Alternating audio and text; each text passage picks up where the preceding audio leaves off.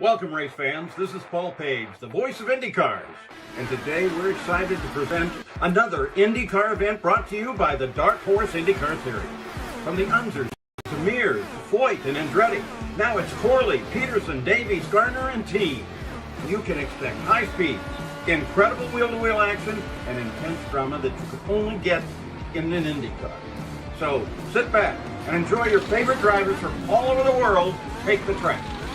Dark Horse IndyCar drivers, start your engine.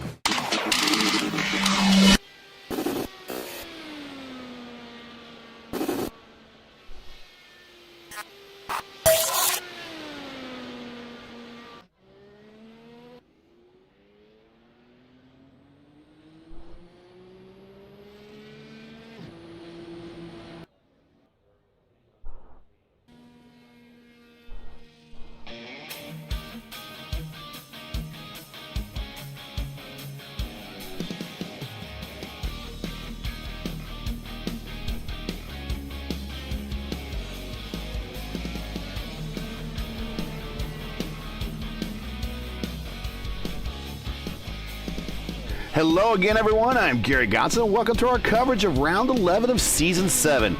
As one of my peers likes to say in the industry, the penultimate round of the Dark Horse DW12 Series, coming today from the world's fastest speedway. No, not Talladega, none of that. No, that's where the world record is actually set, right here. California Speedway in Fontana. It shall never be any more. But thanks to sim racing and to the joys of virtual racing, we can still continue to have races here. Joining me in the booth is our driver expert, the Catalyst, Andrew Wood. So, Andrew, welcome back again. We got 2 more races to go. It's kind of ending the year on like a double main event type theme. Coming here for a nice big 20-car field. Probably a draft pack race fest here at Fontana. And then we go to the big 500-miler at Indy to wrap up the season. Yeah, good to be with you, Gary. The end of the season actually is very interesting. We almost kind of have like a preview to what's to come for the big event, the 500-miler at Indy. So we come to the big oval here and get ourselves kind of warmed up to have a nice big field and race for the big one at the end of the season. But I'm sure that these guys want to go into the last race of the season feeling like they have the best chance for a good finish there. So this will be a very exciting one tonight. Minute 3 left to play. Currently watching Craig Forsyth, who I believe has a win earlier in this season. He is on the racetrack, getting a qualification lap in. Currently, provisionally on the pole is Peterson with a 2:23.7. Right next to him is Murph with a 2:23.6. Forsyth clocks in on that lap with a 2:23.642. Just 7 thousandths behind. Let's see, 10 thousandths. Yes, 10 thousandths. My old math class is actually agreeing with me today. 7 thousandths behind Forsyth there. That's a lot of zeros, Gary. It is. Either 100th or 1,000th, but regardless, they're close no matter what it is. So, yeah, the qualifying session was expected to be pretty close here. So I imagine that qualifying is not going to matter all that much in the big scheme of things because people are going to be mixing, jiving in the first couple laps here. Right. So qualifying up front is always nice, but if you start at the back, you can always kind of pick your strategy if you want to save fuel or if you want to go forward. And Edson Santos sneaks in there right at the very end to get the pole as we got 4 seconds left to play. 2:23.8 for Edson, and we will get, as we are gridding up here, we will bring the points up on the screen just briefly to give you an idea of where we are here before we get into this race here.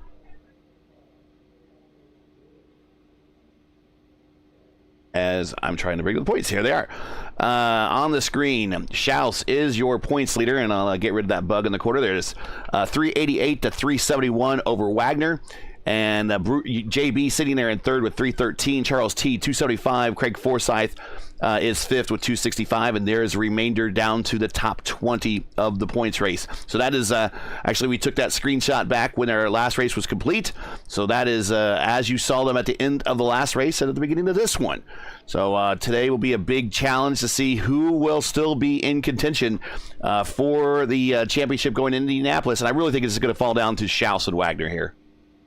Yeah, it seems that Wagner's kind of turned the tide a little bit the last couple of races. He's been the the guy that's made the most out of what he could. Schaus had a couple of unfortunate races in the mid part of the season there, but he's still holding strong at the top of the leaderboard. So if he has a good race tonight, that'll kind of give a little momentum towards him going to Indy.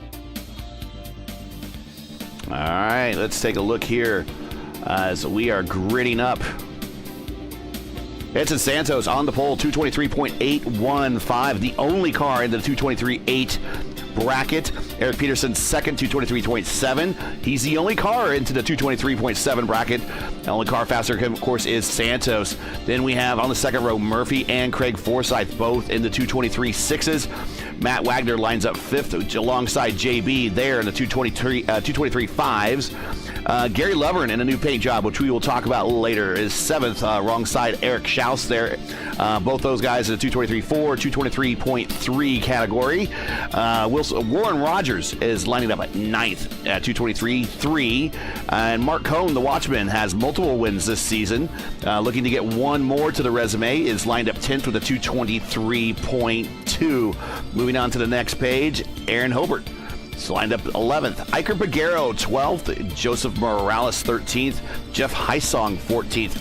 My man Luis Gonzalez Nunez, the infamous LGN, lining up 15th. Elmer Joseph took no time and is lining up 16th. Brad Adams, no time, 17th. Lewis Hayes, Say Hey Hayes, from our ISRA series that we broadcast on Monday nights, is making his one of his IndyCar starts here. After having a very successful fixed Indy 500 that he ran in for his very first IR18 event, where he said he finished top 5, he's now very interested in these Indy cars and is coming trying out these DW12s. He lines up 18th. Brandon Hinton in 19th, and William Swinson is going to line up 20th. Nice sized field here to wrap up the last 2 weeks here of the series. Yeah, always nice to see some new names around here. We'll see what these guys can do as we are about to go green.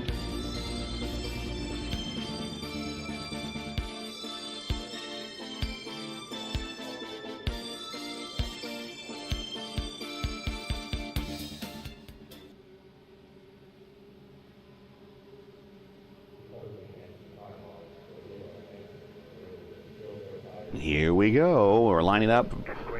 Santos bringing him down very slow, but he is off, and this is going to be just the nature of pack racing. JB's going to look to shoot the middle. Oh, that door slams shut. 3 wide already, going in the 1. 3 wide behind. Now they're going to go 2 wide, 3 wide once again. 5 wide in formation. Make up your mind. Here we go. Yeah, this is one of those tracks where it's so wide you can take any line you want, especially as you're getting up through the gears here. The top 10 is very, very close together here. So I think that these guys are going to just try and find some room and tuck in where they feel like they can get some draft. Oh, Santos almost up into the wall with an arrow push. I think he just cleared that wall there, didn't take on any damage, and these guys are getting ready to find their place on track and see where they pan out for the lap 2, going to turn 1, 2 here. And as we cycle to the front, Murph is now the leader. He's moved up already 2 spots since the start, and Matt Wagner, one of our points rivals, one of our 2 points rivals here early on, taking the lead now. And boy, would he like a win going into Indianapolis. Yeah, he definitely would like to take that lead and get that win here tonight, but we have 125 laps here to run, so it's going to be a lot of moving and shaking here going on, especially if you want to stay in the top part of this field. You want to be in the grass as best you can, so these cars are going to try their best to hang on to the car ahead of them and find a way forward. A new feature to the overlay you might have saw at the top of the screen there, kind of where I circled. Whenever the purple lap is set, we will have a pop-up that will appear, told you who set it and what the speed is in mile per hour. So we'll probably see that change multiple times. Right now, Wagner is currently holding that. I would expect to see that maybe change in this lap, and it does. Oh, actually, it does not. Murphy goes to the top. Wagner still holds it. He dropped down to P2. But also, if you see on our tree here, Wagner in P2 has the purple number 2. That also says he has a purple lap. So we're always tracking the purple lap, letting you know who is the fastest on the racetrack. Currently, your top 3 is Wagner, Murphy, and JB. Forsyth is settled back in the 4th. Our pole sitter is back in 5th. Santos there. Hobart, Peterson, Lovern, Schaus, and Cohn, your top 10 very early on here And Fontana 4 wide in the back there. LGN taking them 4 wide. There, Jari Brubacher going purple with a 2:22.4. And take a look at Aaron Hobart. He's come up from P11 up to P6, so great debut run for him there. He wants to find himself right in the mix here. And it looks like we have a top 6 kind of break away a little bit from the rest of the pack. Some of these guys back here in the bottom part of the top 10 are struggling a little bit with the dirty air now that all the cars are up to speed. So I think these guys are going to try and make moves now if they want to stay with the lead now.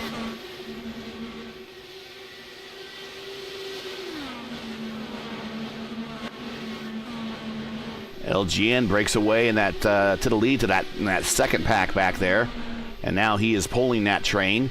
Right with him is the other points rivals. So Schaus and LGN says, no, you're not going to the low side to try to freight train me. I'm going to hold this lead because I think right now he might have an actual decent chance of catching this top 5 group or this top 6 group LGN right now. Yeah, Eric Schaus needs to kind of find a way forward here. He's a little bit stuck behind Luis Gonzalez-Nunez. He's going to work together with him to try and catch up to this front pack of 6 here. So I imagine that the front pack of 6 is already thinking about fuel and what they got to do to save the amount of fuel they need to do this on, what is it, 3 stops? Yeah, 2 stop? I think it's going to be a 3-stopper, yeah, with 87% fuel.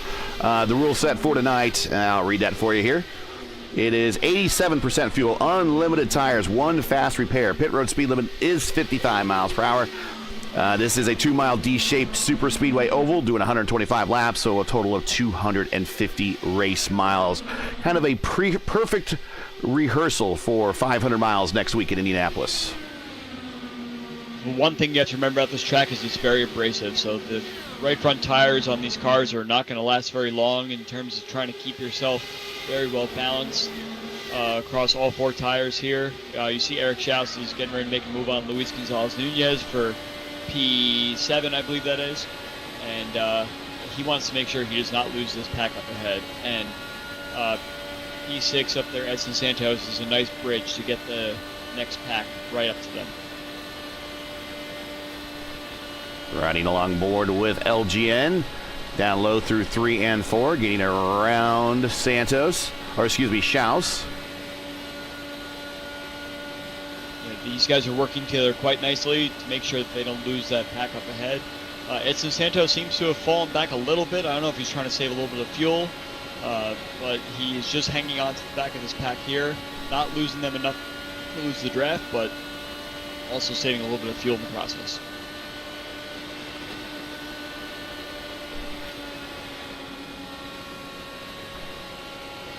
Big thing with these cars is that you need to stay with the pack up ahead in order to keep the draft. So Schaus right now is burning a lot of fuel just being all by himself here, but with the abrasiveness of this track, that group up ahead needs to get into a single file manner in order to pull away from Eric Schaus here. So Schaus can do whatever he can. It looks like he had a great turn 1 and 2 there in order to get back up to this pack again.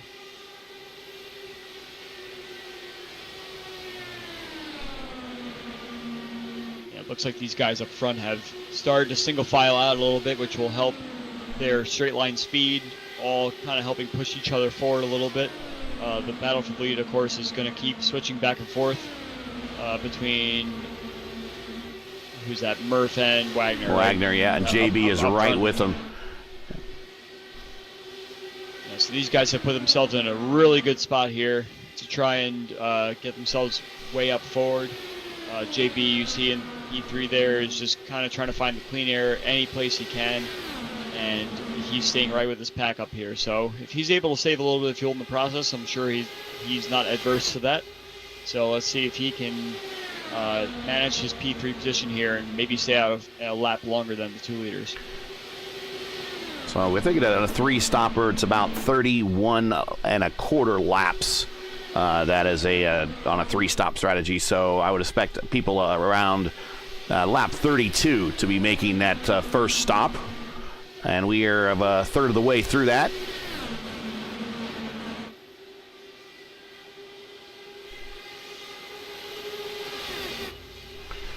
Looks like we're kind of falling into a small procession here. Yep. We have a few guys that are trying to make some moves up the inside, but for the most part, this is organized chaos, as we would call it.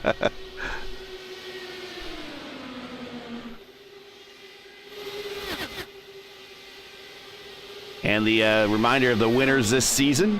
It's been a long season. It's been a great season. Started back in February 25th for the first race of the season at Kansas. Edson Santos, who is sitting currently in 5th, was the winner of that race. And then the move to Pocono, where the winner of that, it was Schaus. Then to Iowa, where Chris Stouffer won that one. He's not in the lineup today, but a win for him on round 3. Round 4, Schaus came back with another win at Miami Homestead Raceway Speedway. Craig Forsyth at the win at the sister track in Michigan, so expect Craig to be in a position to win here. He's kind of the whisperer at these D-shaped 2-milers. Mark Cohn has been really the best in this last run of races, winning at Gateway, winning at Kentucky, and winning our last race before the long break, the Indianapolis week here on the iRacing service. He won that New Hampshire there, and then we had our off week 2 more weeks ago. So Cohn does lead the series with wins. He has 3, 2 for Schaus, and a whole lot of people with 1 right now this season. Also included in that category, Rafi Eckert, another one of those Leaner Energy entries. He won round 7 with Milwaukee, at Milwaukee. And Mark Murphy right there, sitting right there in second spot. Kind of won a race that he said he learned an awful lot at Motegi. If you remember, everyone was having all sorts of pit-in issues there. But now we got about a 3-way battle for the lead now between Murph, Wagner, and Santos, who has worked his way around. He was kind of hanging back in 5th, but he's moved around 4th and now up to 3rd, and now he's kind of moving up into 2nd on the tailgate, come on, Gary, the attenuator of Murphy. You can see that the top 10 has now found each other. It looks like these guys are really struggling in turn 1 and 2. Santos might have made some light contact and almost shot to the inside wall, regained it. I'm on the same page as you, Gary. It looks like these guys are having a lot of trouble in turn 1 and 2 all of a sudden. I don't know if the wind has shifted that direction where the cars are getting a little bit higher, but as you saw, Edson Santos did clip the wall a tiny bit there, and he almost came across the track in front of his competitors there. So these guys are going to have to start managing this clean air, dirty air situation. And if you see these cars starting to get a little bit high in turn 2, their right front's starting to go on this racing track. So the wind is coming from the south, going to the north, and I'll have to look and see how this racetrack is oriented. I think it's not... I think that's exactly it. The southern part of the track is back straightaway. So if the wind's coming from the south, then the cars are being pushed up into the wall. On turn 2. On turn 2, yes. Yep. As you can see, it looks like Luis Gonzalez-Nunez had a little bit of difficulty getting through turn 2 there. The wind can easily shift here, as we see in many races, that once the wind shifts, it's very difficult to pick it up fast and try and make sure that your car is set up in such a way that it could not get pushed up into the wall there.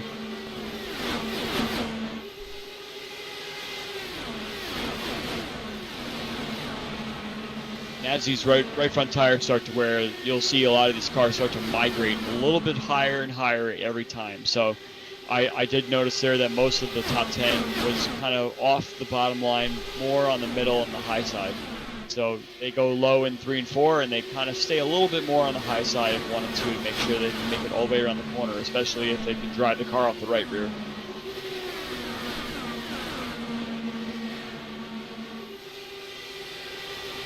And get you kind of a weather report going on right there. Track temp 89, air temp 67.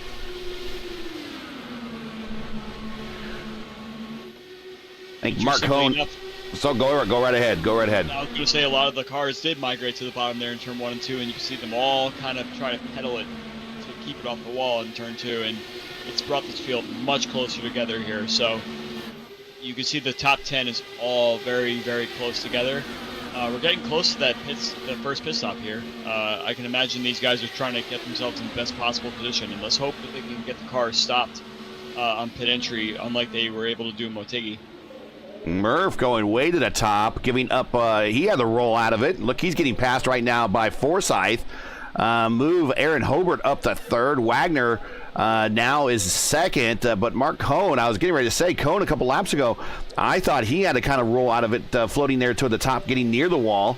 But he has regained a lot of momentum and now is your leader. And here comes newcomer Aaron Hobart to the lead. Welcome to the series.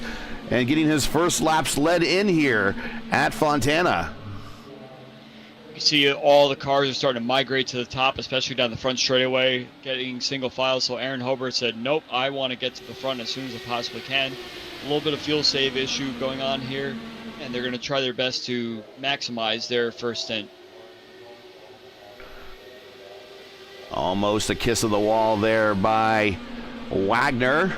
Keeps it out. A little puff of smoke there. A little netcode false alarm. And we are very quickly getting to, if the math is right, 32 is what we kind of expect that these guys can go. And I don't know if that's a full burn or maybe a little bit of saving. I would say it's probably full burn. I think Joseph Morales might have had a slight issue coming in. I think he's coming to the pit lane right now. I think he got a little close to the apron in turn 1 and 2 last lap, so Morales is coming in to do his Warren Rogers is right with him. Rogers, remember, had that really good race at New Hampshire. He's back again with the series. They're both coming down pit road. This is a bit of an early stop. This is going to probably mean another stop or a massive fuel save in that last stint. I think it's going to be another stop by this point. I don't think they can save another 6 laps. Yeah, I think these guys are starting to get ready. Yep, you can see that. Who is that? Hobart's coming in. Yeah, and that's going to be an early stop for him. Did he get down to the line and slow down fast enough? He was very close, but I think he just made it. So Aaron Hobart makes his first pit stop. Newcomer to the series, as you mentioned. He wants to make a name for himself, so he wants to make sure he has a nice clean in and out. We'll watch him get to his spot. He slides through a little bit, but he does hit the marks. Goes up on the jacks, getting full service. New tires and fuel. Down and away, no hold, no speeding on pit road, at least coming in. Sounds like he's on the button coming out. Very good, very smooth. Back on the racetrack. Don't see any penalties yet. And bring Hobart, who led a couple laps here in that first stint, back out on the racetrack. Let's see how well he does bringing it down on this very slippery apron. Now he's back by the blue cone and the blue line. Can merge and cross back up in the traffic here. So he is in at lap 26. I still think that's a little early. Definitely a little bit early, but at the same time, pitting a little early does not necessarily hurt you, because if you do nail your pit stop perfectly, you can come out right on the back part of the field, get some draft, and start making some moves on the fresh tires, where these guys are all kind of struggling on their old tires. So you can gain a little bit of time back, not necessarily track position, but if you hang on to the back of the field enough with an efficient pit stop, you should be able to make your way forward slightly, and when the rest of the field pits, you'll be a little bit ahead. But it looks like actually Wagner has taken the lead now, and he's pulled a tiny bit of a gap. Murph seemed to struggle in a little bit of the dirty air there, and as you can see, he's in a hornet's nest going into turn 1 right now. As Lee Diffie said earlier today, an angry little group. And they're angry for sure, Gary. So, yeah, Murph seems to be holding this pack up a tiny bit, which is letting Mack get away a little bit. I think Mark Cohn seems to be the strongest car on the inside right now, going right behind Mark Murphy. Craig Forsyth is right there. Eric Schaus is right there. So I think this is going to really shake things up once pit stop time comes around. Cohn 3 wins in the last 5 races. The man is on a bit of a roll. The Watchman currently in 3rd spot. A whole host of blue cars bracketed by a red and a green one. These guys are doing themselves no favors running side by side for this long period of time. So I believe Luis Gonzalez Nunez has just called his pit in, so he should be coming in this time by, which really will set off the entire rest of the field to start their pit stop rotation. Of course, LGN drove in that Lionheart series with us. Did he get down there? He got real close. Very close, but I believe he's good. He did pull out a win at Charlotte during that last year in the Lionheart Speedway Series. So he is a proven winner in these cars at the highest level. I think our leader, Matt Wagner, is just called to pit in. I believe Jeff Hysong will also pit this lap. Craig will also pit this lap. So the pit stop rotation has begun, and this will really shake things up after we get the first round of pit stops. Here comes Wagner. Here comes Craig. Here comes Peterson and Hysong. Yeah, so Eric Peterson started second, and he faded all the way back outside the top 10. So another little bit of a disappointing start to the race for Eric, but if he has a good pit stop here, he can get himself right back into it again.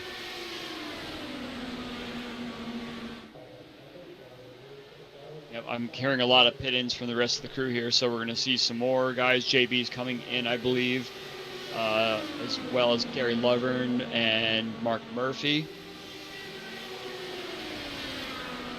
Again, this is another one of those deceiving kind of pit lanes where you have the asphalt to concrete switchovers. So if you're not expecting that the car to grip as you brake, you could easily blow your box. So it's very important that these guys make sure that they get in the box safely and not lose any time on their pit stop. Here's Say Hey Lewis Hayes coming to pit road. He asked if I had any strategies for him, and I said, do what Mark Murphy does. Yes, exactly. I think Mark Murphy did have a couple of entry issues at Motegi. Don't do that. Right. Don't do that. Mark Cohn from the lead has come in as well. With Santos. So stop in his box. And Schaus is. Well. So Hobart's going to pick back up the lead as he comes off of corner number 4, and he is all by himself. And is that the power of the overcut right there? It definitely means something, especially if he caught the back end of the field on his pit stop and he was able to get that draft like I was mentioning previously. If he was able to do that and get himself forward, that is a slight advantage. However, you are now wasting all the fuel by yourself, whereas some of these guys are in the pack and able to save a few seconds of the time in order to get themselves to get a lap or two longer, which could mean all the difference come later in the race. And a good stop by LGN.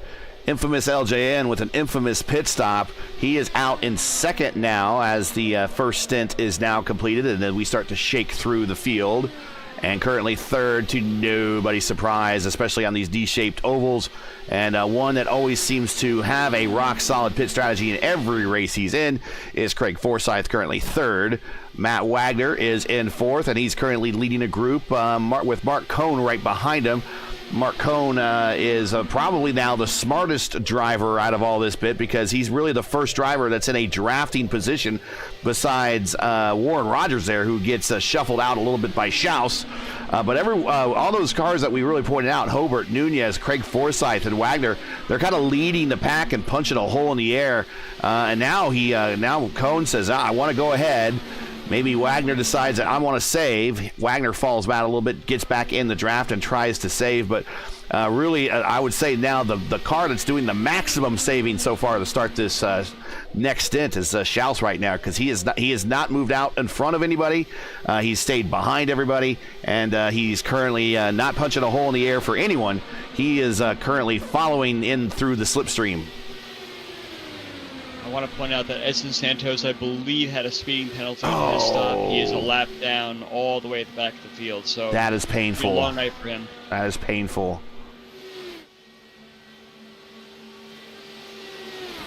Yeah, you can see that Mark Cohn in P4 there is leading the main pack, as it were, quote unquote. The guys that are trying their best to save a little bit of fuel. But I mean, these guys pit on lap 31, 32, 33, which is very difficult for the fuel save. So I think we're going to definitely have 3 stops for everyone in this field, unless in the second stint here people learn their lesson, kind of got a gist of what their fuel scenario was, and maybe they could plan the race a little bit better going forward here to see if they can eke out maybe 1 or 2 more laps of fuel saving. Well, let's go ahead and reset the field for you here, and I'll give you a win. Everybody pitted in on that lap. Aaron Hobart is a leader. He pitted on lap 27. Luis Gonzalez-Nunez pitted at 32. So even if he did 32, he is still definitely in a 3-stop strategy, I believe, for 32. Because the way we do the math here, and say we want to do 4 equal stints, we take 125 divided by 4. That means we're doing 3 stops. 31.25 is that number. So if he should have made it to 32, he should be able to make it to 64. And then we'll see. That will really kind of count if they're still able to keep that 31.25 mileage. Oh, Hobart really high on the 2. I was just going to mention that Aaron Hobart's our main guy that's running out front right now, lap 27 for his first pit stop. So if he is able to run any more than 27 by himself out front, then that'll be a good indication of the full fuel burn pit strategy. So yeah, if he's able to get like 28, 29 out of this stop, if he really truly did hit early on the first one, then we'll actually know what the full leader pit stop situation is. Yep. And we should have, if he goes in by what he did last time, we're expecting him in at lap 54, somewhere in there. But a lot of that, he was behind traffic and was not necessarily the leader, so I'm not sure how many laps he managed to save while coming up through the field, but he is up 10 spots. Luis Nunez, 32. Craig Forsyth pitted on lap 33. Mark Cohn at 35. I would say those that pitted 35 and later, which I think actually no one really pitted more than 35 laps in. Cohn and Schaus were the only 2 that I see, at least on my charts, that say they went 35 laps. Those that did 35 laps could definitely do this on 3 stops for sure, and probably make that last stop a short fill. Does make it pretty interesting to see the different strategies here. As you can see, Luis Gonzalez-Nunez is catching up to Aaron Hobart quite quickly. These guys could do a swap draft situation, or Aaron might just let him by and sit behind him. So be very interesting to see what the strategy is once Luis gets by him. And Craig's not too far behind either. And to the bottom side, LGN getting a run down the backstretch. Last lap, a 2:19.7, opposed to Hobart's 2:15.1. Now Hobart would be probably wise to get in the draft on LGN there, follow him on through. I think it's even better to let Craig get by as well. Probably, you're right. Yeah. At the same time, it's very difficult to try and maintain 2 cars of dirty air, as it were, than the 1. So I think it's in Aaron's best interest to stay with 1 car behind, so you could easily pick bottom or top instead of trying to pick the middle between the 2 cars here. So this is a top 3 breakaway here. I'm sure Craig is a little upset that he is now in a situation where he may have to save fuel, but he's going to go to 2nd place here. Now Aaron's going to try and sit back and save a little bit of fuel and fight the dirty air from P3. Luis Gonzalez-Nunez, 4 wins here in the Dark Horse Series. No stranger to victory lane in these cars in this series.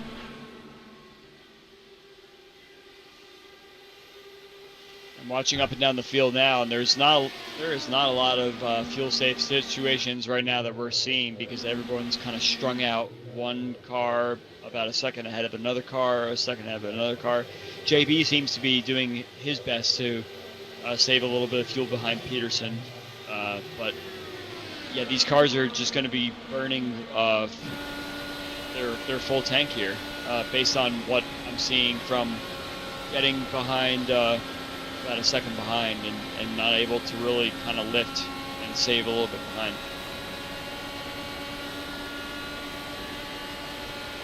JB to the inside of Peterson.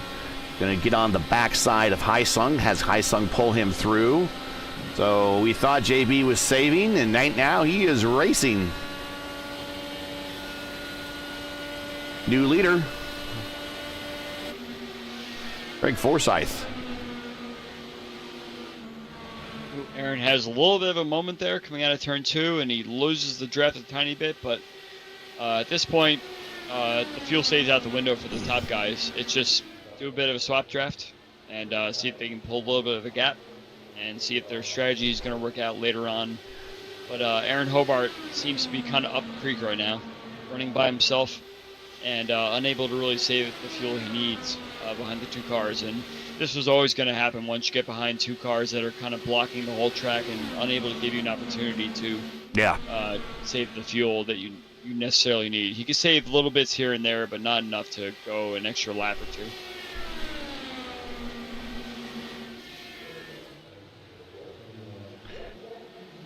Checking out chat, Iker Peguero already says hi. Iker's back in 13th there, and the Teconti throwback. And we got Rigney in chat there, Mike Rigney. All my boys sitting in general chat in the Dark Horse Discord. Going to be a good race. Hello, Gary and Andrew. I want to check out ISRA tomorrow night as we will be broadcasting their Xfinity Series. It'll be me and Murphy. Currently, Murphy is sitting in 6th spot. There he is in the Miller American. You can see these guys are kind of in groups of 3 right now. Yeah. Craig Luis and Eric up front. Actually, it was Hobart, I believe, right? Or Hobart. Oh, something happened to Hobart. He is on pit road. Did he have a moment? He is on pit road. Have a moment and missing a front. He's missing a front wing. Yeah, oh yeah, he demolished the car. And here comes Warren Rogers in for, I think this is his scheduled stop, pretty close to it. Down and away. So it looks like Hobart, who led early, is done for the day, unfortunately. He's missing his left front corner there. Not sure what happened. So that turns the lead now. The lead group is Luis Gonzalez Nunez and Craig Forsyth. Starting to eke into the picture is Schaus. Schaus has the purple lap. Set that a little while ago. Right behind Schaus is Cone. But a pretty good debut for Hobart there, coming here into the Dark Horse Series. A lot of these guys have driven this car for an extremely long time. And to even at a place like Fontana, where it is a draft track and you can make your way to the front somewhat easily, you still have to drive the car there. And so he got it up there, had an early pit stop and did a bit of an overcut and got a good lead on everyone. But fortunately, day done early, but not a bad debut overall. Not a bad debut at all. Yeah, you see that once the two cars get ahead of you, it gets very difficult to try and find your way forward and save the fuel at the same time. And these guys that have raced this car for so long know exactly what it takes. And Luis Gonzalez Nunez getting squirrely off of 2. I think our tires are worn, and I think maybe some folks will decide to come to pit road. That's going to hand the lead over to Craig Forsyth, who has 10 career wins here in the series. And look at Eric Schaus, who's now taking advantage, is right up the back of Luis Gonzalez Nunez, and he's going to probably take 2nd place here with a nice clean run into turn 1. So I think right rears are getting a little warm by running the low line. Maybe want to stay on that high line. Craig coming down. Craig had a moment, yes. So these guys that really ran it pretty wild are finding themselves in a situation where they're having a tough time. I think Craig is coming in this lap.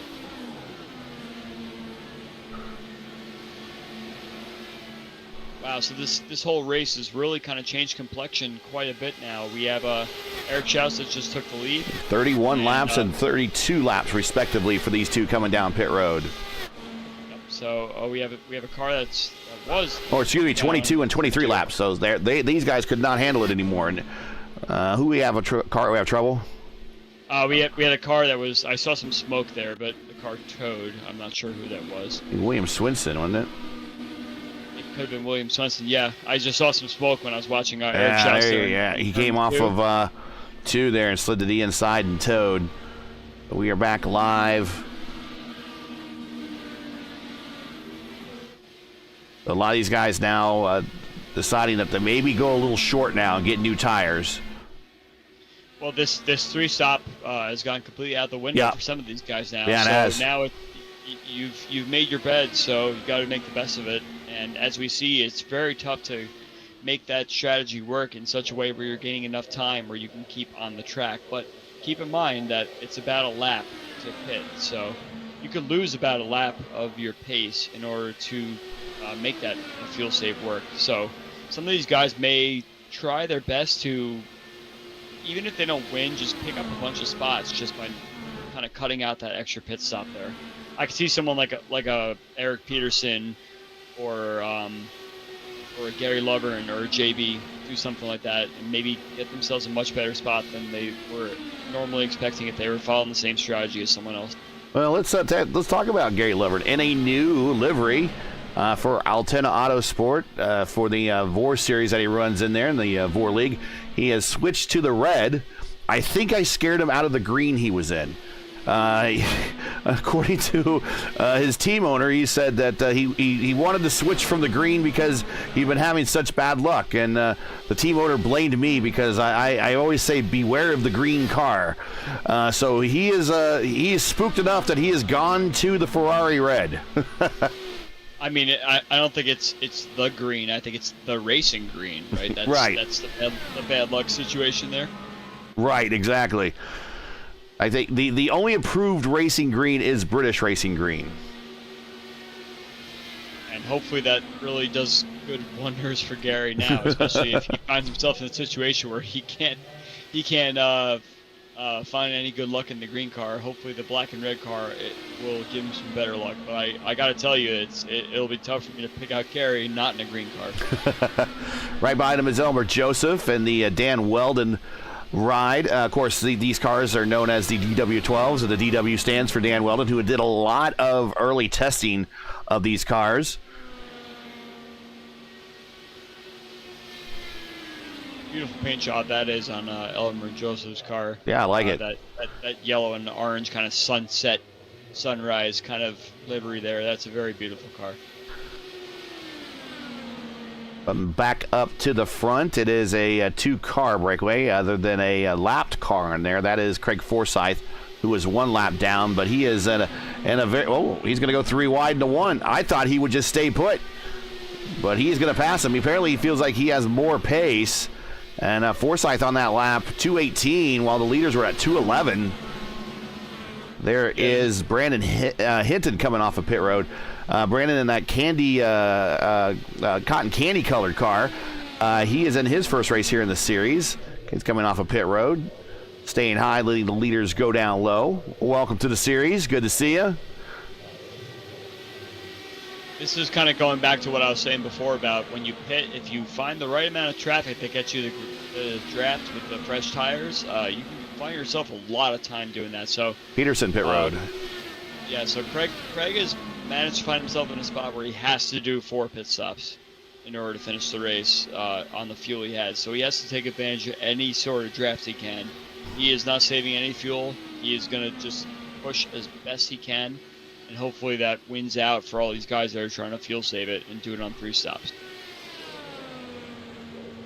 So Craig has now basically unlapped himself, so he's tail end of the lead lap. Behind the lead. Yep, tail end of the lead lap. Mark Coney's your leader. Holds the lead. Yep. Wow. Kona's the leader, and going to try to get this draft down the backstretch from Brad Adams there. Schaus is second. Matt Wagner is third. That is a battle for, as we say, championship implications right here directly on the racetrack with Peterson with those new tires. That's how fast new tires are on these things. Look at them just move right on by. And the rest of these guys that are fuel saving are probably a lap or 2 away from doing their pit stops. So you're going to see Matt Wagner, Mark Cohn, Eric Schaus, these guys all start to prepare for their pit stop. We said 64. Yes, almost touches the wall there. Yep. Gets away with it, but I believe Matt Wagner just called his pit in. So we're going to start the pit stop rotation yet again. Now, we said right around 64 when we expected a lot of these guys come in next. It is 65 coming to 66. Matty down off the banking, a very good transition off the banking onto the apron, getting down perfect stop, yes. Perfect, yeah, great run down to the line. JP is coming in, Jeff Heisong is coming in next lap, so you're going to see these guys start to peel off one by one. and it'll be interesting to see where Craig Forsyth is compared to these guys. I'm going to guess he's at least 5+ seconds ahead of the field once all the pit stop rotation's done.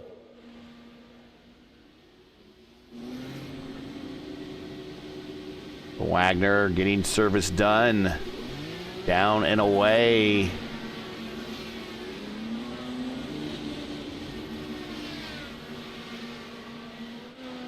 Schaus now is your leader, and he's in just a zone all by himself at the moment. Oh, he just flashes out there. Yeah. He might as be in Southern California. He has such a big lead on everybody. I'm down by Long Beach. That's what I'm talking about. JB's on pit road. Let's see if he gets a nice clean stop. To his spot, slides to a stop on the marks, going up on the jacks, new tires, and 87% fuel capacity. Down and away. All he needs to do is get to that cone right there, that green cone, and then he can accelerate. Can't come up over that white line, though. Got to be careful. Got Murph on pit road, and I believe Eric Schaus also is on pit road right now. Murph actually done 34 laps each, so. Yeah, Murph actually led that lap coming to pit road, so good on him. Here comes Schaus around. And you called it. Craig is now your leader.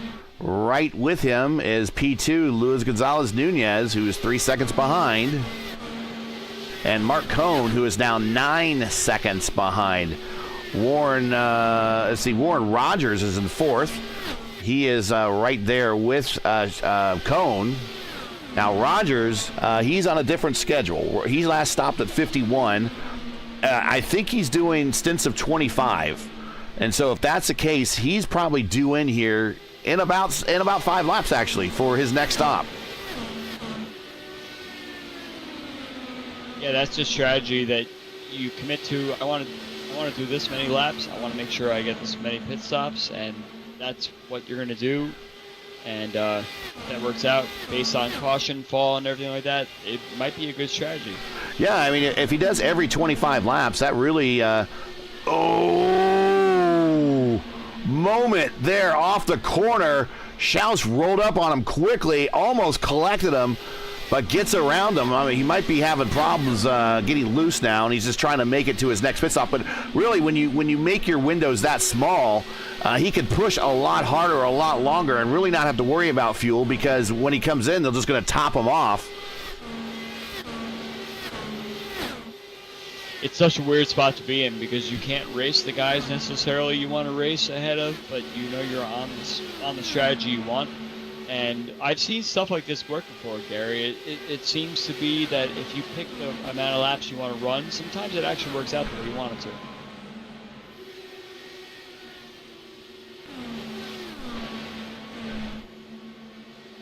Wagner getting really close to the wall on corner exit there. Currently leading championship rival Schaus on the racetrack right now. We'll see how this shakes out at the end of this race. What do we go into Indianapolis as in terms of who is the leader? What's the deficit? Who is left in the race? I do think it's going to boil down to, though, Schaus and Wagner. JB is a distant third, and I don't think he's going to get enough points to catch back up to this group. Edson Santos has retired, so now 17 cars remaining here on the race, or on the racetrack.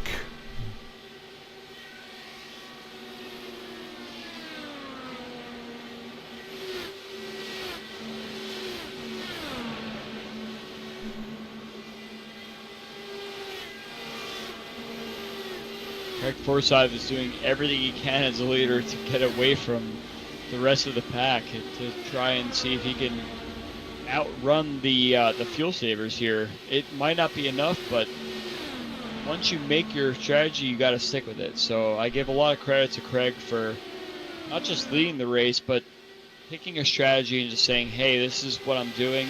He's got a whole hornet's nest of cars coming up behind him, though, that are on fresher tires Right. than him. So it's a little bit unnerving at the same time, because you want to stay in the lead, but once those cars pass you, you're going to have a hard time trying to keep your car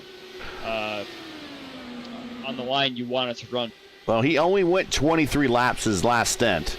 And LGN right behind him in second there went 24 laps in their last stint. They're 18 laps into their current stint, so pit stops are coming up if they're going to stick to that number now for the remainder of this race. And they are going to probably, we expect them to come into pit road anytime in the next 3 to 5 laps, I guess. Yeah, but keep in mind, if a caution comes out right now, all these cars are trapped a lap down. Yes. The Eric Peterson, Gary Lover, and Elmer Joseph cars would all be pinned a lap down, and they're in trouble. They know that Craig Forsythe's going to pit, so they'll get a wave around. But at the same time, they're stuck here trying to figure out how do I get my lap back so I don't lose a whole entire lap for the rest of the field. And also in all this, Lovern, Joseph, and Peters, that's a battle for position. This is 12th, 13th, and 14th. But did you notice that those guys stayed behind Craig? They didn't even try and get around him. It was very interesting that these guys are not worried about their lap down. They're trying to save some more fuel, which is interesting because they're a lap down. So you think that they'd have an extra lap of fuel compared to Craig. Well, so it's possible. For me, Go right ahead. For me, I want to get my lap back. Yeah. I want to get back ahead of him, especially if you get ahead of Craig, then you're going to feed him a lot of dirty air in order to keep your position. So it's possible that a lot of these drivers behind are staring at the same data that we get also here in the booth. And it's possible that they're seeing that Craig pitted, his last stint was 23 laps ago, or was 23 laps, and he's 21 into this current stint. That it's hey, you know what? This guy, I'm going to just maybe lay here behind him, risk the yellow, and I hear what you're saying about the yellow, absolutely. But risk the yellow, get a few laps of fuel savings, and then when he pulls down and go to the pits, I'll just pass him the easy way when he ducks down, and we'll go off on our own. Eric Peterson's made the move. Craig is in trouble now. He's going to have dirty tires, and if Gary Lovern gets by him as well, Craig is going to have a hard time hanging there. But if I were Craig, I'd be very annoyed that the fact that these guys are hanging here, because all that's going to do is bring Luis Gonzalez-Nunez and Mark Cohen closer to him, which is exactly what Craig does not want, because he wants to run away from the field, not have cars come forward in the draft. Nunez 4.1 seconds from that lead pack. You can see Craig is struggling in the draft right there, right behind just one car of Peterson. Yep. So Gary Lovern's making a move now. Yep. See Iko Peguero coming off of pit road. Finished with his next stop. He went Craig's 25 laps. He can move here. Actually, he's saving some fuel, which is a question mark for me. He's going to go high, try and get the high line, but I mean, Craig's tires are so worn out that he's going to lose a lot of time behind these two. Craig's just going to fall farther and farther back, just sitting behind these guys. But these guys that are ahead of him now are on the lead lap, so if a caution comes out, they get all that track position back. Gotcha. 80 of 125. Thanks for joining us. It's the next to last round here of the Dark Horse Championship here in Season 7. Fontana. Luis Gonzalez in the pit. So that is a scheduled stop for him, or coming out of the pits now. Yep. Coming out of the pits, yep. He pitted on 24 laps into that stint. So right on schedule. Now what we think is a new schedule. Yeah, I mean, I can't keep track of this at this point. People are just kind of like pitting whenever they want. It's very difficult to figure out what the strategy is here. I think it'd be interesting if they had tire limits, and you're expecting a 4-stop race, right? And you give them 5 sets of tires, one in one to start the race, and then 4 in the pits. So they could only have 4 pit stops where they change the tires. I think that at some point they would run out. Oh! Lewis clips the apron, does a bit of a power slide, catches it. Great catch. Cost him a little time. Done right there in front of Murph. Murph scoping it out. Eric Peterson missing a left front wheel in the pit road, so something must happen to him. Oh, that's a big hit, whatever it was. That's probably going to retire him. Now down to 16 cars remaining. You know, Gary, with that Luis Gonzalez Nunez pit, I don't think any of these guys know what the race strategy is. No. Right? It seems that everyone had an idea coming into this race. Okay, we're going to run this many laps. We're going to do this many pit stops. Next thing you know, people are pitting at 25, 26 laps into their stint, and no one really knows what the winning strategy is. So I really praise someone like Craig Forsyth who decided early, I'm going to run. I'm going to try and feel safe. I can't do it. I'm going to do 4 stops. Same thing with the old Aaron Hobart strategy of just going and seeing what happens. I don't think you can save the amount of fuel you need to do the stops, so it's just kind of make your own path and hope it works out.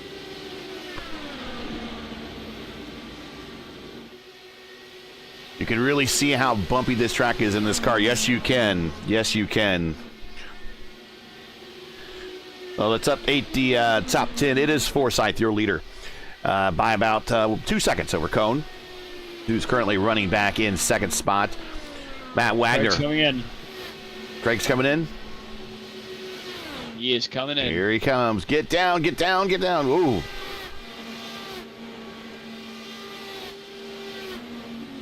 He's got to do one more stop as well. So Craig is not done for the day. And if Mark and Matt and Eric can stay out for another 7-8 laps, they may be able to stretch it. But I think Craig is on a strategy where he's going to try and push it.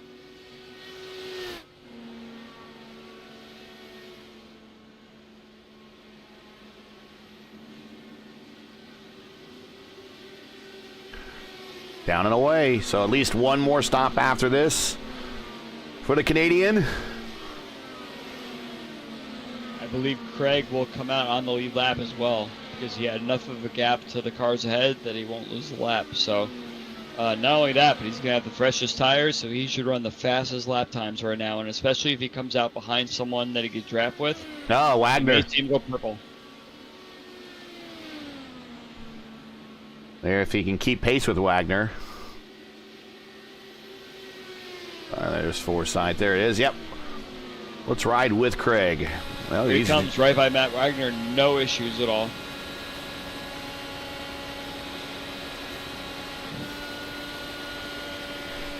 Drops a gear. Lane off the bottom. Floating back out. About a half a car width off the wall. Go ahead. He lost the lap to Cone, but he will quickly catch Cone like nobody's business. So you can see right here just the new tires versus the old tires business. Look at how fast he pulls up to Cone.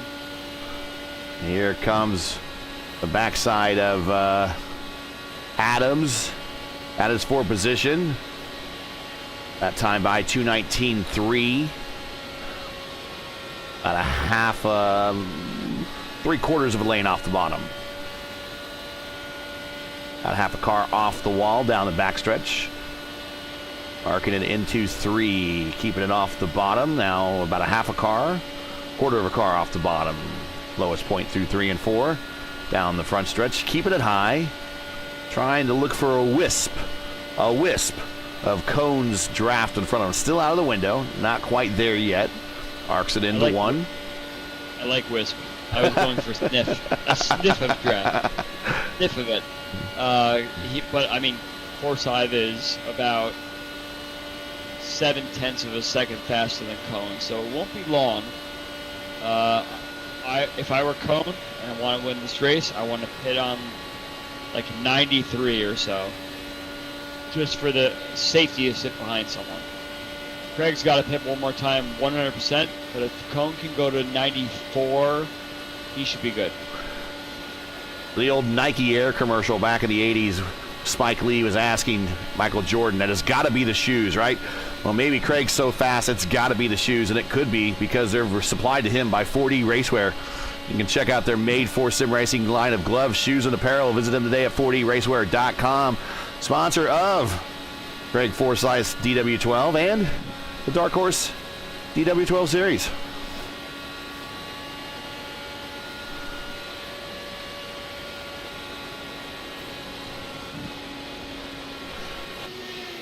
Of course, the World Closed Course closed circuit track record set here back 24 years ago by Gilles de Ferran in a 2000 Renard with a lap of 241.428 miles per hour. And to date, Fontana remains the only oval in the world that has an officially recorded lap above 240 miles an hour. That's a lap average. To think that was 24 years ago. I Gary. know. I always say that 2000 is really where technology and speed intersected for the last time for Indy cars. And right now, the technology's gone up, but the speed really hasn't followed. But the last time that technology and speed intersected with an IndyCar chassis was 2000. That was the year where they were knocking out the big laps. Forsythe just got his lap back from Cone. Yep. If Cone can make it 2 more laps, I think he's okay to make it to the end with help. Forsythe is going to run whatever he runs. Cone needs help if he can make it in the next 2 laps. If he can go like 4 or 5 more laps, he could. Cone's trying to break the draft. He does not want to help out.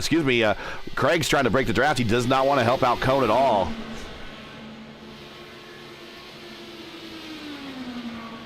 Yeah, Cone's got to make at least 2 more laps after this, and I think he could run full flat out after that. Maybe just a tiny bit of a lift, but even if he has no help, if he can just run kind of enough speed to lose a lap, he should be fine. Mark's got such a big gap to Eric Schaus, Matt Wagner, who, by the way, we should be watching that battle because that's the championship battle. Yep, there it is. They're side by side here going down the back straightaway, so there's your battle for the championship right there. Never mind a race win. We got to watch what's going into Indianapolis. Bigger story. Oh, and Wagner got a little loose there through the corner. I don't know if you caught that. I did.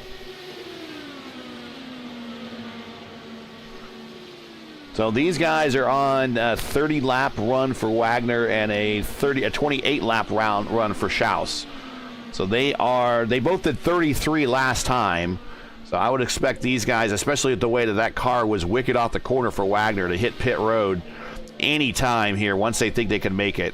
And you think that Cone can make it in another lap here with help. So now he's in the help range as he just made that other lap. So Wagner's making a championship decision, pitting first. And I think he might be good to the end, but he might need some help. And as long as he gets the help he needs at the right time at the beginning of the stint, he does. He actually might be able to pull away from Eric, but he's got to do something different to Eric. So Eric's going to stay out later, try and overcut him, and that's going to go for the other strategy, to try and save a little fuel early and then pick up mid part of the stint, be faster. Well, he does have High Song with him on pit road. So I don't know if he can drag the brake a little bit. I don't think I can afford any time to slow down, but High Song is in the neighborhood, so to speak. Well, Wagner is coming out with Murphy. So Murphy, you see, drops down to meet Wagner. Wagner can save a little fuel behind Murphy, pick up the right amount of speed, and later on in the stint, he can get by him. Actually, it looks like Murphy blows by him right now. that's Murphy's old tires. That's the power of new tires, yep. I think Mark Cone is in the pits. I think Cone has reached the lap count where he will make it to the end. I think Murph, he's about a couple of laps away from doing that too. He should. He looked wicked coming off of 2. I think Murph's got a pit right now. JB comes off pit lane as well. Craig Forsythe is close by. Here comes Murph. Good pit on, and as he gets down there to the where the apron meets the banking. Very good transition. Car tends to get light and loose there. If you bring it there aggressively off, you hit it at a good angle. It's a very good transition, easy transition. So coming down to his spot 4, hopefully would be his final stop here at lap 100. I would say probably this is. I think everyone safely has been able to do 25 laps, and then we'll reset the field. Forsythe is going to pick up the lead, and there goes Gonzalez, LGN. He is now second. Craig is now your leader. So Craig is 14 laps into his current stint. We think he might have to stop one more time. Nunez is 20 laps into his current stint. We think he has to stop one more time. But Mark Cohn, with help, is good to go. But I think Murphy definitely is 100% good to go at this point. Yep, Craig will go until this tank is dry, I would assume. Yeah, might as well. Hoping for some caution. If a caution comes out and he drops to the back, he'll have to fresh his tires and can pick back all the spots he can. But the strategy of the go is very not Craig Forsyth, but he's picked a strategy and he thought it might work, and he's going to try and make the best of it. Here comes LGN for his last stop.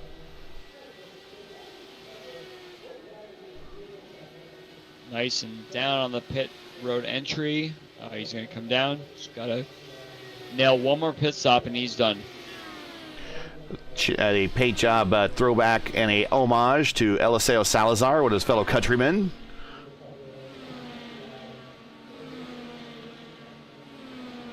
Former one-time race winner in IndyCar history. He won at Las Vegas. We see Lewis Hayes coming off pit road for his final stop.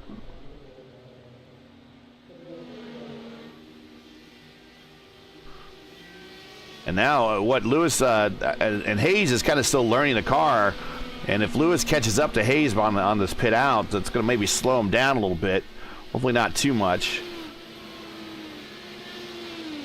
And we'll reset the field here momentarily as we're kind of waiting for Craig.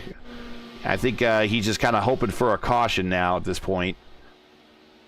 But he is your leader. Mark Cohn, P2.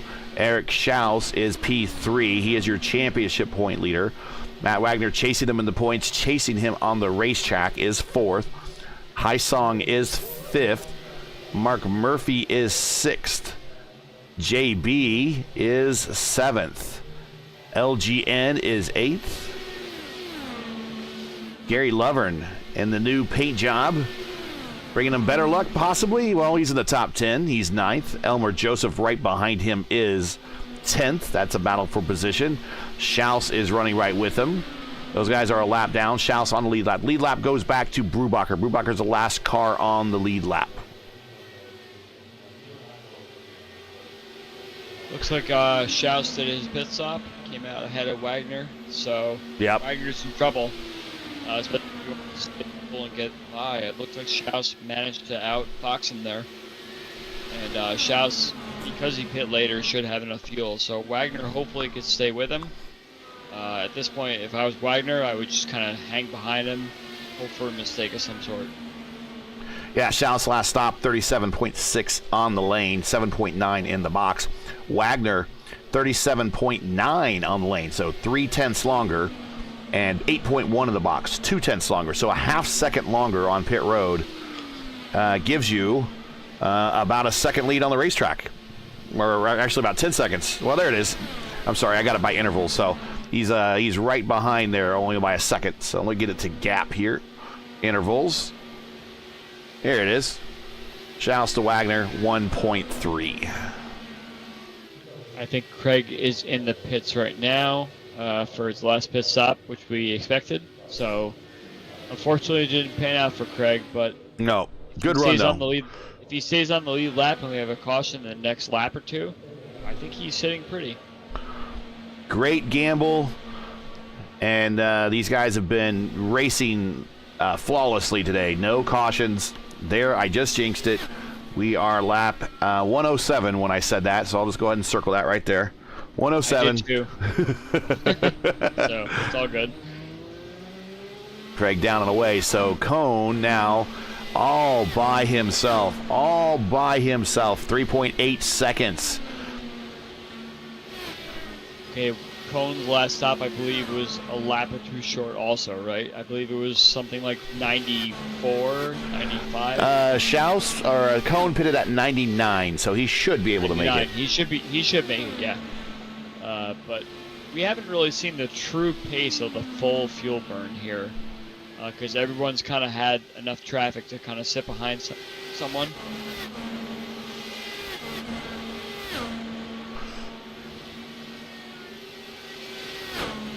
can see Forsythe did come out on the lead lap, which is good for him. And yeah, it's right there in front of the leader. Whole track position back. Yep. And then right behind, right in front of him is Luis Gonzalez Nunez, who on that pit over, the handover on the pit there, got the drop on Craig for the position. Is that confirmed at the line? Yeah, it is. So, yeah, Craig's got the freshest tires, so we should be seeing him move forward as best we can. I believe he probably could get Luis for P7. Probably can't get another spot there unless something really happens, but a caution right now would really switch this whole thing up. Oh, yes, it would. So Cohn, Schaus, Wagner, Heisong. As we see, Nunez almost clapped that wall down. Yeah, we heard something. Actually, I think he did touch the wall, I believe. Well, let's back it up a little bit.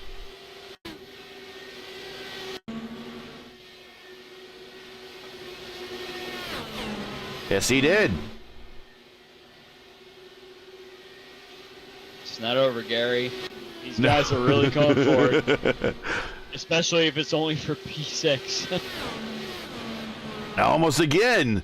And almost again for Craig. They're just trying to not turn that wheel as much as possible. Unwind it as early as possible. I find it very interesting to see why all of a sudden on lap 110 we're driving so wildly like it's like lap 4 or 5. And this is all happening in front of the leader. So he's traveling at 217, and Nunez and Forsythe are 217 or 215 for LGN, and Forsythe last lap 218. So now they're racing directly kind of in front of the leader. The leader is about 2 seconds behind these guys. He doesn't want to get involved. They have the freshest tires. They're going to be the ones going to battle, and you can see that Nunez does not want to let Craig get ahead of him, so they might do a swap draft of sorts, even if it is 2 seconds in front of the leader. But the story really is right now for Mark Cohn. Mark Cohn, winner of 3 of the last 5, could it be 4 out of the last 6, going to Indianapolis.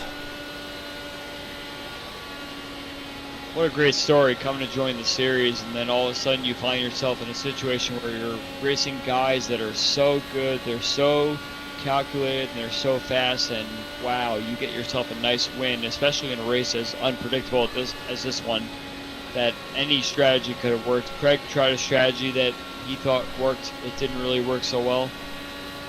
Mark Cohn picked a strategy, sat behind the right cars at the right time, and he's going to find himself in a nice spot here in just about 14 laps. If he does manage to get a win, he'll move into 7th all time in the series, tying him with Schaus and LGN.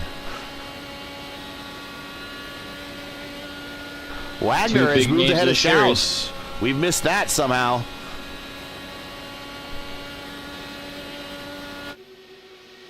Wagner has moved ahead of Schaus, though that has, as we say, championship implications in the closing stages. Here, 10 to go at Fontana. We're going to say it again.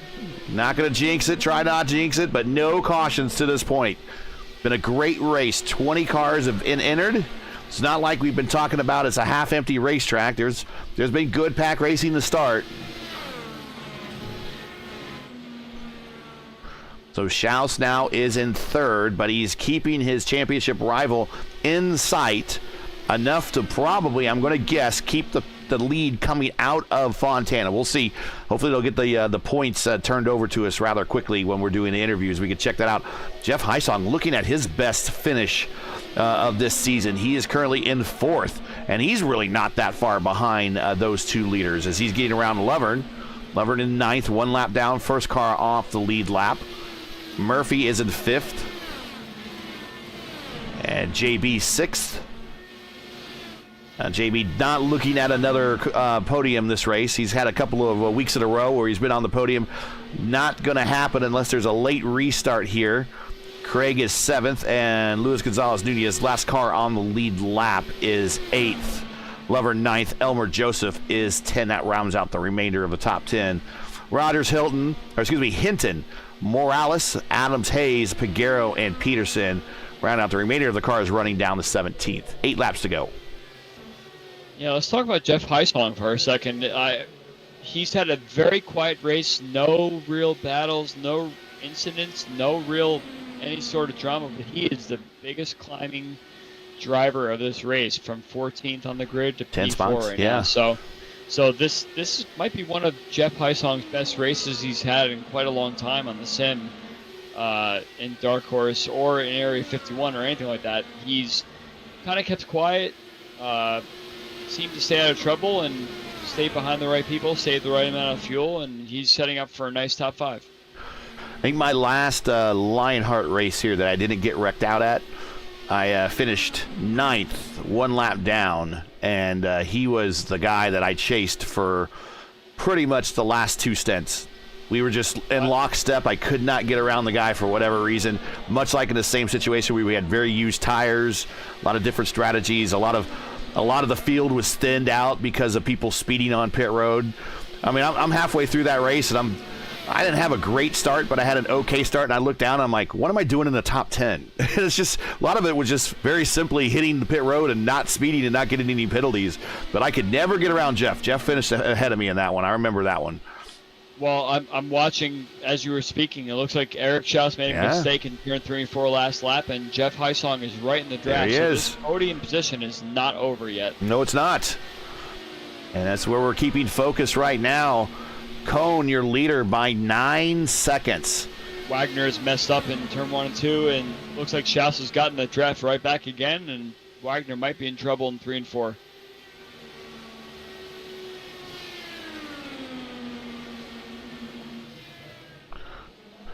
Again, tires now 23 laps old. Schaus, that's high. Oh, wow. Yep, saw that.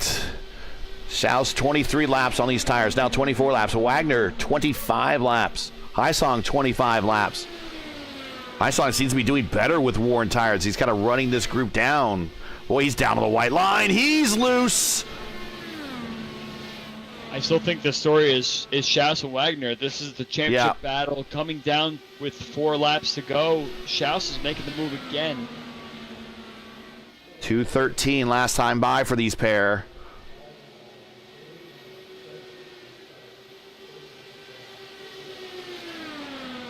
All about the championship. Schaus leads the championship right now. He wants to make sure he leads the championship against Wagner coming out of this race. So this is not over yet. They're swapping. They're on old tires. I think Schaus wanted to try and save his tires as best he could. But what expense to the cars behind?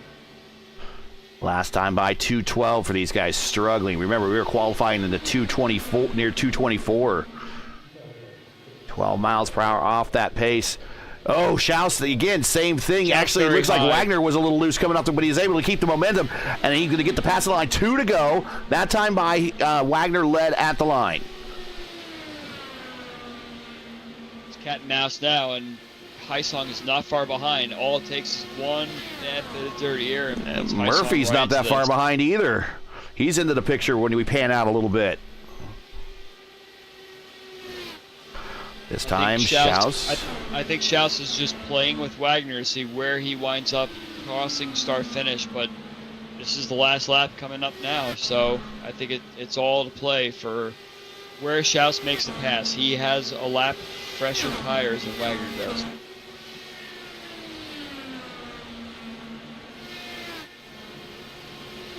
Stays behind coming into turn 2. I think, Schaus has no choice but to use the momentum to go low. He's going to try and go low here. Marcone has passed. And Marcone, for the 4th time in 6 races, cinches up another win and now pulls into a tie for 7th all time. Let's watch this battle between Schaus and Wagner.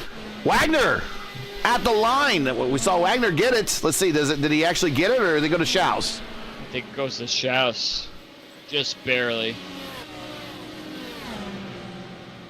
Yeah, I saw Wagner originally, and then it shifted back to Schaus. Yeah, he popped up there to take it, but I believe Schaus got the P2.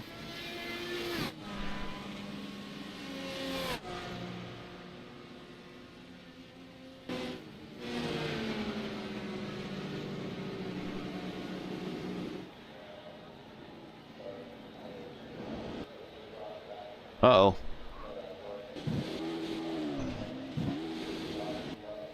He's blinking out. He's going to do some burnouts, but he's blinking out. Oh, no.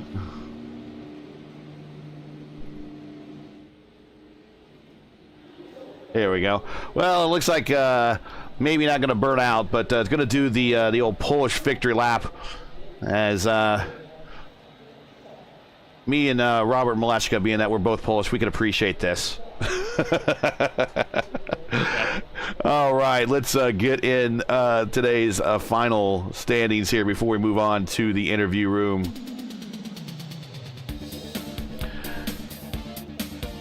Your winner, Mark Cohn, up 9 spots on a three stopper. So he managed to do it in the minimum, which we thought that would be kind of what it would take to win. He does it, led 46 laps. Kind of everything came together for him about halfway through this race and made a runaway of it. Led by 10 seconds at the line, won by 10 seconds at the line over Schaus, who just beat out Wagner at the line by 0.041 of a second. Schaus improved 6 spots, 3-stopper, led 6 laps. Wagner up 2 spots, also on a 3-stopper, led 18. Haisong up 10 spots, your biggest gainer, as you mentioned. Finished 4th. Mark Murphy led 10 laps. He finished 5th. JB, very quiet day. Started 6th, finished 6th. And he comes home, as mentioned, 6th here. But Craig Forsyth, on a different strategy, on a 4-stopper, led 26 laps, finishes 7th. LGN, the infamous LGN, Luis Gonzalez Nunez, up 7 spots, led 8 laps, also on a 4-stopper. Those are your lead 4-stopper guys in 7th and 8th. Lovard, well, new paint job, top 10. Finished 2 spots lower from where he started, but still finished that top 10 on a 3-stopper. And Elbert Joseph in that Dan Weldon car very quietly worked his way up to 10th. Moving on, Warren Rogers on a 4-stopper finishes 11th. Brandon Hilton finished 7 spots better in his debut, finishes 12th. Joseph Morales 13th. Brad Adams finishes 14th. Say hey, Lewis Hayes improved 3 spots and finished 15th on a 3-stopper. So not a bad debut really for the DW12 rookie to start lower in the field and improve himself on a 3-stopper. Not bad, Lewis. Got something to grow on there. Iker Peguero down 4 on a 4-stopper, but comes home 16th. Peterson 17th. Looks like he had some contact with the wall. Not a day he really wanted. Edson Santos 18th. Looks like maybe had a speeding penalty that really kind of took him out of his element for the day. Swinson 19th and Aaron Hobart 20th.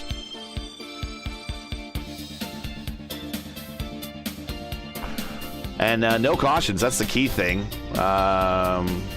Right here, no cautions. And the average lap time, the race speed, is a 33.658. So we note that down. And while we talk to the interview room, I'll go get that translated, and we'll get an average speed of this race. It's probably going to be a good one. I don't know if a series record or not, but probably close.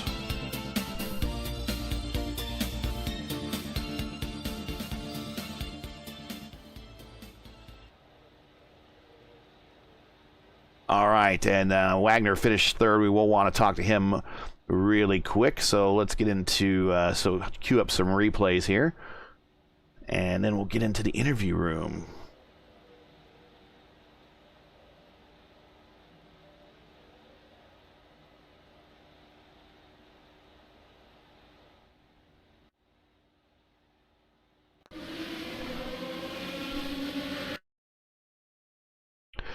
All right, we'll do this, and we'll do this. And now we'll go to the interview room and see if Matt Wagner wants to talk. And look, Matt's already wanting to talk, so he is there. Let's bring him up here. Hey, Matty, got you here in the booth with Gary and the Catalyst Andrew Wood. 3rd place, just by the slimmest of margins. He nipped you at the line. Probably not exactly what you wanted going into the final championship bout going into Indianapolis, but you're still in contention nevertheless. Yeah, let's don't talk about that. As fake race car drivers, we still hold grudges. So I don't forget. Yeah, we forgive and forget, but a lot of times I don't forget. So he played it nice. waiting there behind me, playing little cat and mouse, Yep. saving a little tire there. I knew what he was trying to do, trying to get around and just trying to time it just right. And when he went down to the bottom of the track, he stood in the gas more that time around. It worked out for him. So the setup was quite weird. I felt like there was just a little more weight on that left side. It's just as the fuel burned off, as you know, the back end will start kicking out and Yeah. it'll start to over rotate, and then it's from there point on, it's hold on to it. Yeah, we saw everyone kind of having their hands full coming off of corner 2 and corner 4. More than one occasions that we saw some hang-on moments. But go ahead, Andrew. I know you got questions. I have questions. I may have answers. My big question to you, Matt, was did you feel like you had a lot of difficulty in the middle part of the race not the middle part of the race, middle part of the first stint, trying to get some clean air when all the cars were together? And how did you figure out what your strategy was going to be during that time where people were kind of all squirrely and trying to find their spot on the track and everything? Did you lose spots? Did you gain spots? And what did you think your race was going to be like around the lap 15 to 20 part of this race? Oh, it was actually pretty good. Me and Mark were both fading the draft. We're both on the radio. Say, hey, let's fade a draft. And then all of a sudden, about 15 laps in, as you said, 15 laps in, the car decided to get a little bit tipsy turvy, and Mark was and Mark was saying that to me as well, and all right, I think we should stop doing what we're doing because I'm watching in my mirror, my side mirrors, and I'm watching everybody do the little dance off the corners, and I was like, okay, that's all right. But as far as the tire wear goes, I feel like I was the best on that first stint. But after the I mired in traffic, the car was like it was just like a bulldozer. Yep, that's why I asked, because it definitely seemed like there was a top 6 breakaway and you guys were all kind of pulling away from everyone. Then all of a sudden you all eclipsed the rest of the top 10. And I was wondering if that was more of just trying to figure out what was happening with the car, if you wanted to do a swap draft, or if the weather got worse, if there was more wind or something like that was influencing you. So what did you find and how did you mitigate it? Actually, really, the track cooled off quite a bit. It started racing. What was that? I think it was 89 degrees. Mm-hmm. Think it went down to, I can't remember what that time where we had that cloud cover. It went down to maybe about 84, 83. It didn't change really much of the handling of the car at all. But it's just that big point when you go into the lap traffic and you were trying to follow, maybe like second place or third place, and here comes that lap car, and then 2 cars right in front of you, as you know. The car just did not want to do anything. It just didn't want to turn. It was just, it was hard to adjust. The points are out. Are you ready? I don't want to hear it. Well, people at home do. So it's a 430 it's 430 for Schaus, 407 for you. So you have 23 points that you need to make up here at Indianapolis. It is doable. Depending on the field size, you might need some help. So thoughts going into Indianapolis before I get you going in the shout-outs and whatnot? I won this race before. I beat Henry Bennett coming into the line. That's something that that was, what's the words I'm going to say? Not many people can say they did. Well, I'm going to say anytime when you can beat Henry Bennett, you don't forget it. Yeah, I don't forget that one. That was a special one. I'd never beat Henry Bennett in my life, so. Oh, shut up. Yes, you have. I've seen you. He's quick. I am seeing the guy. Shout out to you, Henry, if you're watching here. Probably not, but enjoying your nice little time off. And I know it's the time zones are really rough for you, but I did beat you that one race. kind of felt pretty good. So I guess we're gonna have to go into Indianapolis, take pole, as you would say, kick butt and take names and don't lift. Shout outs, friends, family, sponsors. Go right ahead. Oh, shout out to TWRS. Love you guys back at home. You guys in the broadcast booth, Andrew Wood, especially you, Gary. You are the pinnacle of Raceverse, by the way. You are the voice of Raceverse. Too kind. Thank you. Yes, you are. So, and your knowledge is great. So, guys, take care. Have a good one. We will see you at Indy. Congrats on the P3. Thanks, man. All right. Let's see if we can find P2. And that would be Eric Schaus. And there he is. And we'll grab him right there. We can bring him down here. And he's in the booth with us. Eric Schaus, welcome to the booth. Welcome to the second step of the podium. You're with Gary and Andrew here. P2 in today's race. But the most important thing is that you kind of expanded your points lead going to Indianapolis. We got the updated points. You now have a margin of 23 over Wagner heading to Indianapolis. Yeah, it was a pretty good race. I think I had a shot at first there. I had the pace, but I underfueled, so I was actually fuel saving for the last probably 12 laps. Ooh. I had Matt to catch up to me, and then I used Matt for a little bit of draft, and just barely made it across the line. So I was pretty happy to take home with the P2 there. So, yeah, that answers a lot of questions, actually. I had a question for you, and then you just answered us, and I have to come up with another one. Yeah, why was I falling back there? Yeah, Gary, got something? Well, I mean, yeah. Well, let's. You were conserving, but even while you're conserving, the car looked wicked on you. So even if you weren't going as hard as everyone else, regardless, once you reached, there was like 13, 14, 15 laps into the stint, these cars, regardless of how hard you're pushing them, were pretty evil, weren't they? Yeah, they could be very tricky to drive. Coming out of 2 and 4, you had to be very precise with your line, and you could run multiple lines, but you had to know exactly how to run each one. And I felt like that's where I had some pace, long runs for the most part. I had a couple runs there trying to get through people that slowed me down a bit and used some tires near the end there. But that last stint, I figured if I have to save fuel, I'll save tire 2, and I think the combination of both got me just enough to get Matt there coming out of the last turn. So I want to know from the first stint, when the start of the race, you were stuck in that second pack as the top 6 or so were starting to pull away. Did you find that it was difficult to catch back up to them, or did the right side tires wear enough on the pack ahead that they all kind of had to single out, and you were able to catch the draft back again? Did you feel like you were worried that the top group might pull away?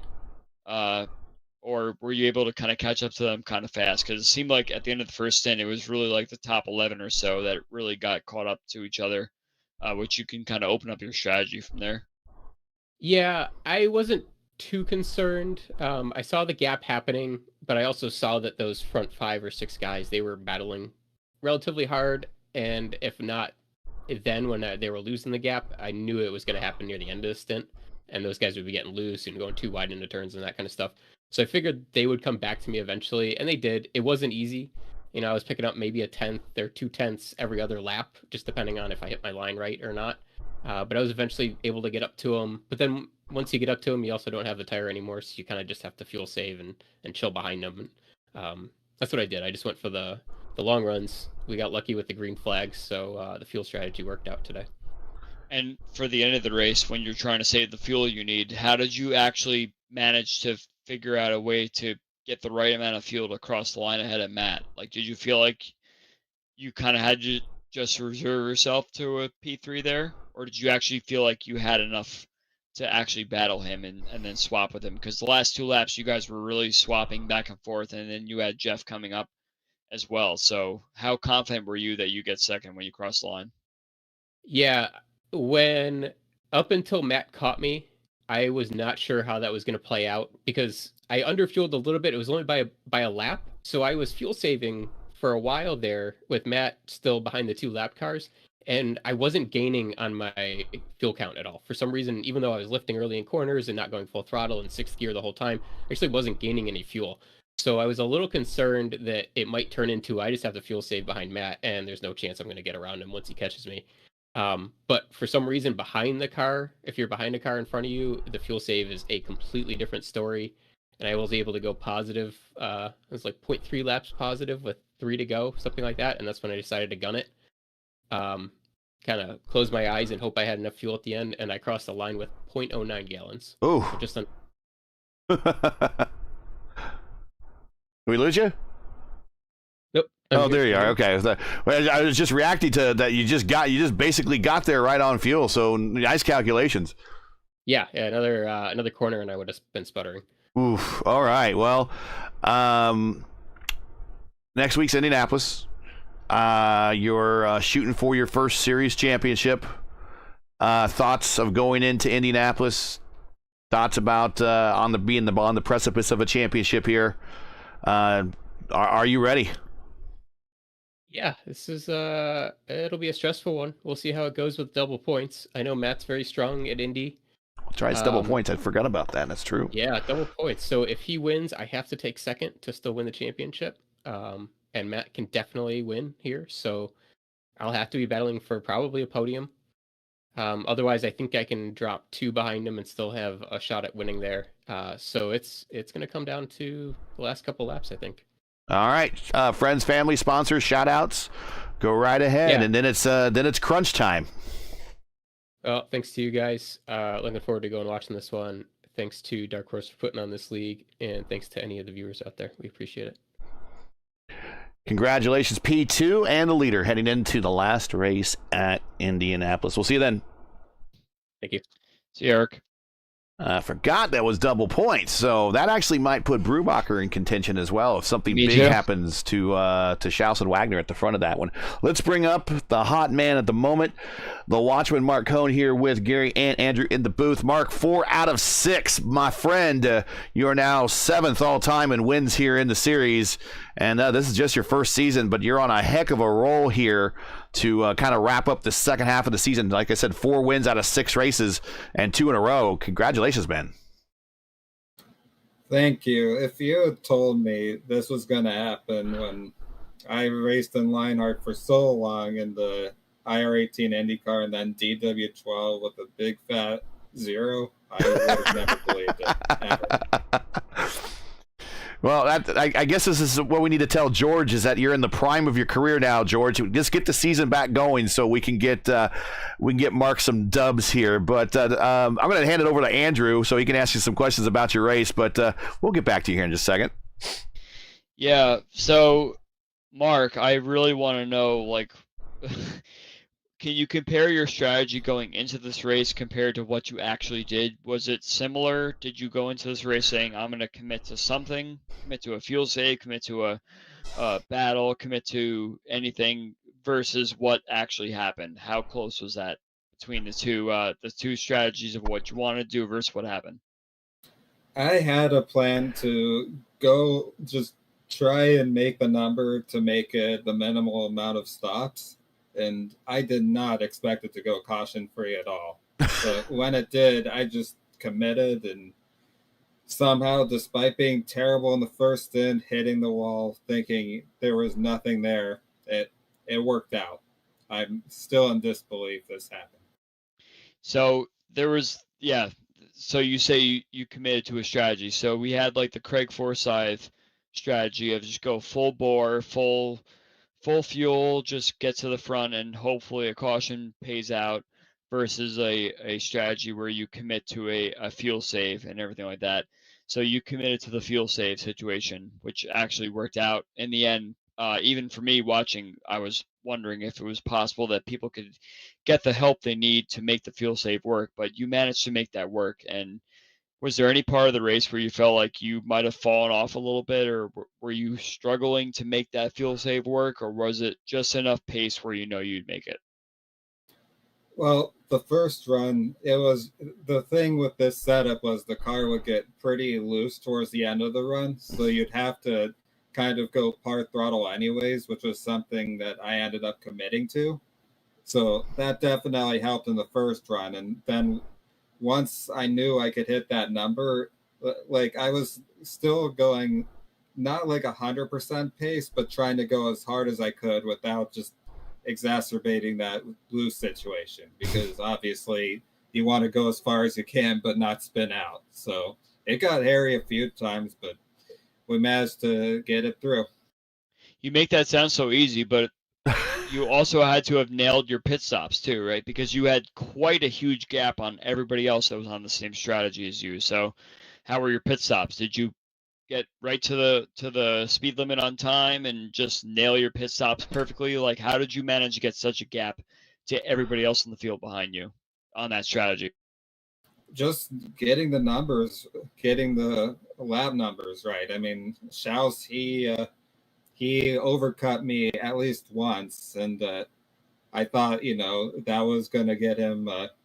He overcut and then undercut me. I thought that was going to get him, close to the point where it might be a problem. But even though I do feel like I was a bit too conservative on the pit entries, I hit my marks at Kentucky. I had actually missed my pit box and had to reverse it, which that led to it being so close with me and Yari. I did not want a repeat of that. So I was a bit over conservative, but it was still just hitting the marks, getting it just right, so there weren't any problems.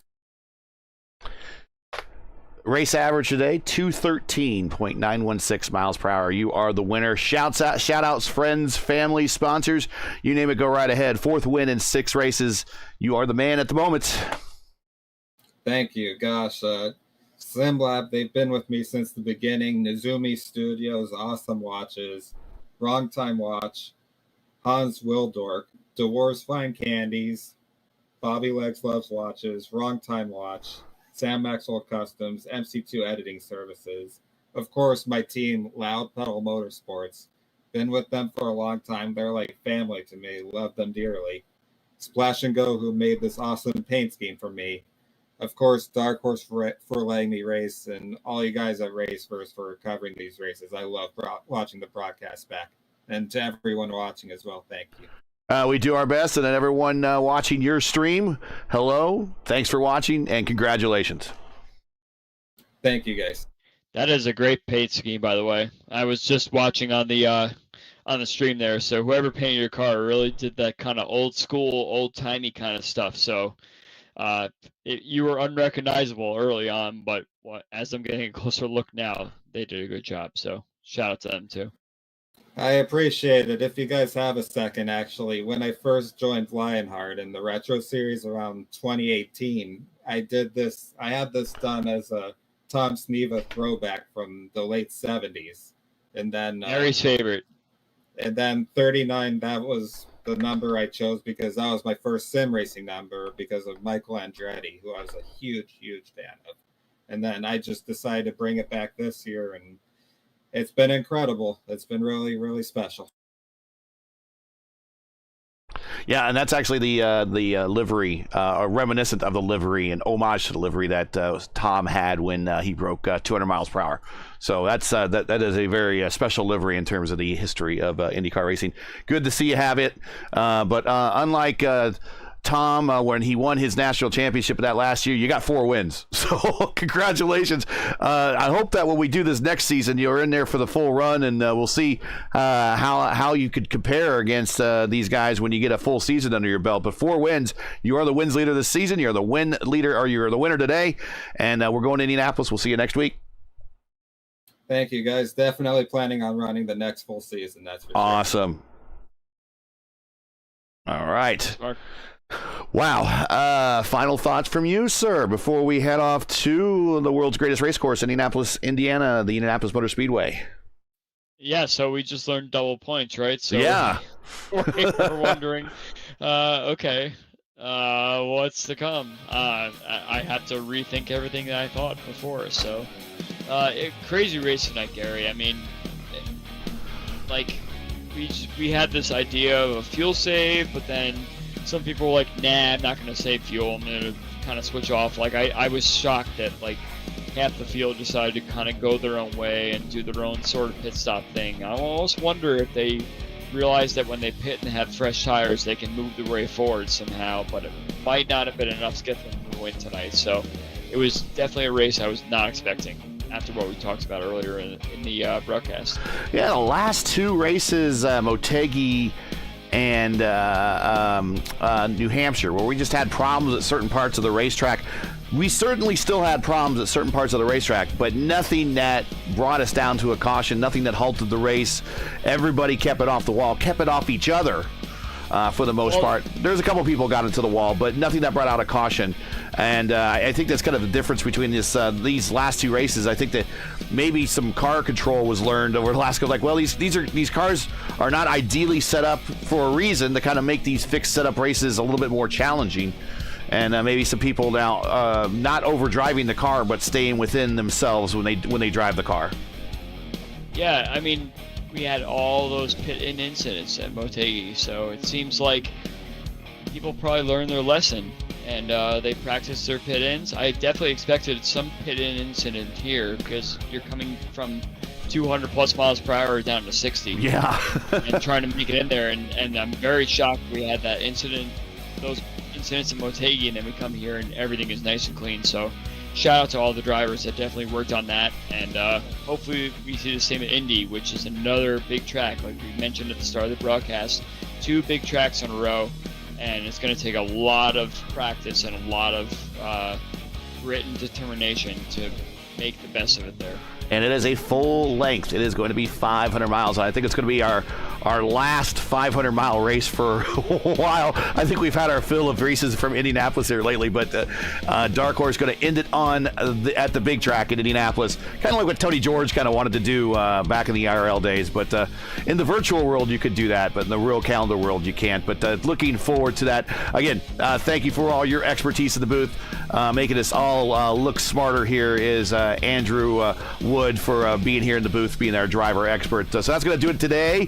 Once again, your podium from Fontana. Mark Cohn, 4th win in 6 races. Eric Schaus finishes 2nd and pulls away a little bit in the championship for his championship lead, and Matt Wagner sticks with him there. P2 in the championship, P3 in the race. So we are going to see a championship battle for sure at Indianapolis here in a week. Join Andrew and myself again next week for Championship Sunday for the 12th and final round of the Dark Horse DW12 series as the teams and drivers head to the world's greatest race course, Indianapolis Motor Speedway. One way or another, we'll be crowning a series champion.